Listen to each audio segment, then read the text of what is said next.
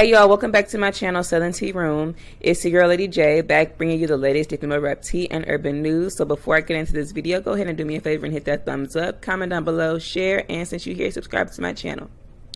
So first topic I want to get into is none other than Ms. Mumbling and Cackling herself, Missy Elliott. So Missy is getting called out by fans on Twitter for having been fake towards Nicki Minaj, apparently. So the RIAA recently did a little interview of Missy Elliott about the formula of breaking glass ceilings. So Missy Elliott basically said you just have to be yourself. So she retweeted the RIAA's tweet clip of her interview, and she said this: "I was always different and never compared to anyone. I have always remained my authentic self, even when some people didn't get it. I just kept being me. Hugs at RIAA for these clips. #humble."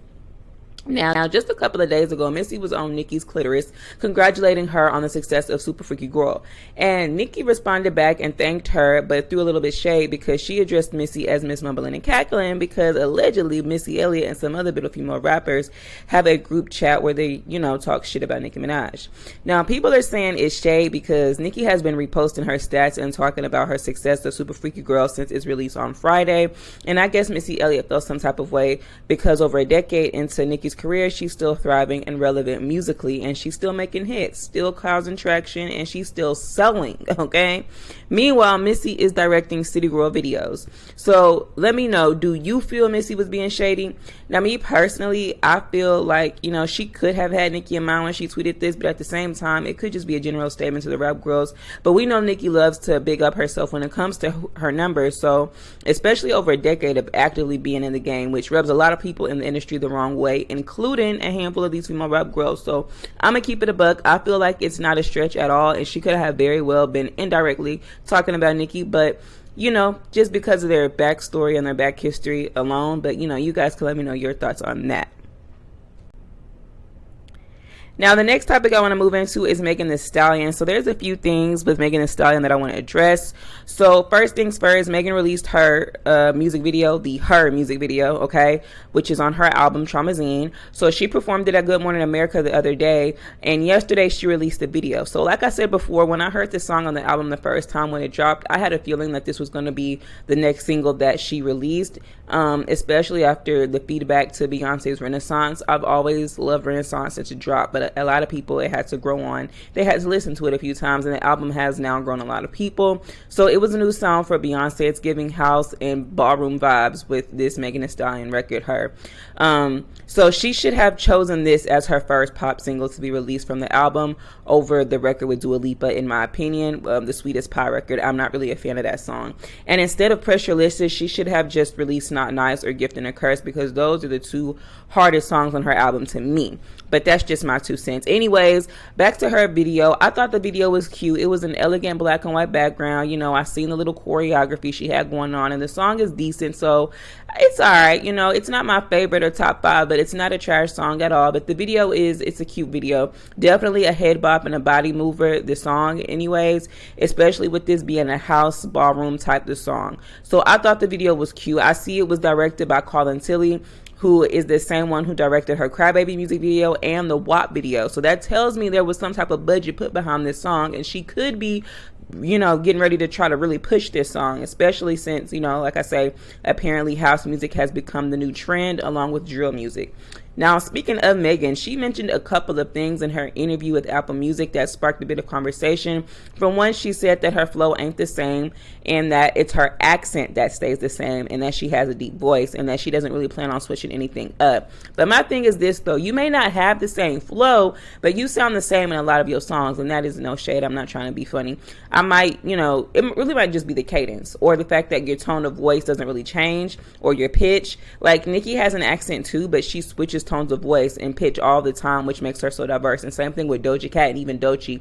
That plays a part of your cadence and delivery, which affects your flow. But I will say this, the album Traumazine, you can hear Megan trying to switch it up a bit, which is another reason why I feel like she should have released her first over Sweetest Pie. So the other thing that Megan mentioned, though, is that she would like to work with DojaCat. She would like to do a solo record with DojaCat. Now, They've worked together before on the 34 times 35 remix with Ariana Grande, so I'm sure it's possible for another collab to occur between the two. And I don't find it surprising that Megan wants to collab with Doja. For one, they have been friendly with one another in the past. They seem to be like cool little industry friends. Maybe not girlfriends or besties, but definitely industry friends. So I could see it happening. And two, Doja Cat is popping and all her records is charting. So basically she's the new Cardi, because people always was running to Cardi to get her to get on the song so they can get a hit or debut in the top 10 or get that #1.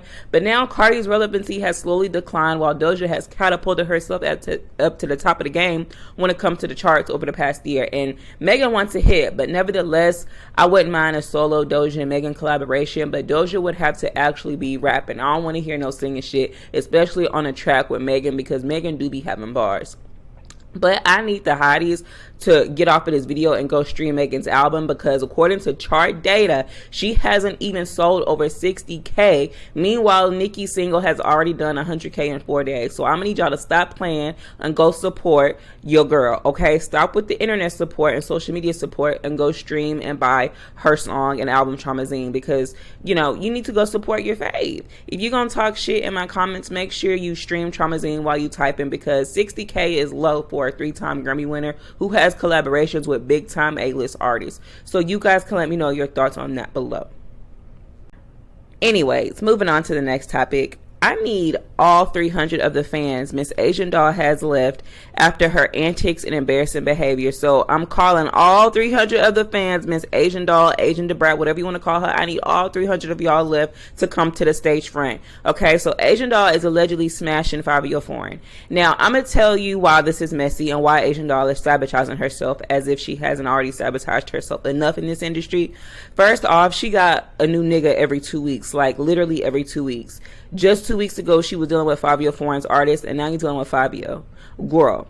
And you still tweeting about Vaughn every day, but not making no noise when it comes to your music, which is sad, because you actually talented. AsianDoll is actually talented, but she lets her antics overshadow her talent.